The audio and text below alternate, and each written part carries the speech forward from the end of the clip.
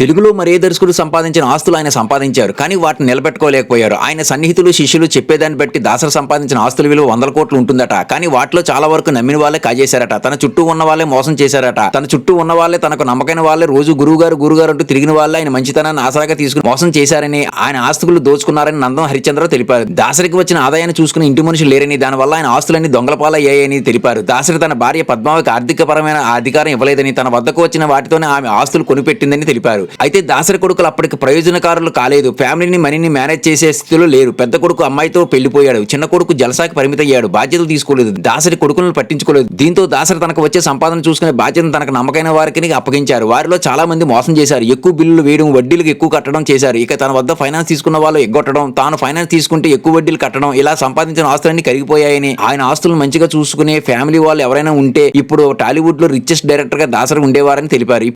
నచ్చితే లైక్ కొట్టి సబ్స్క్రైబ్ చేయండి.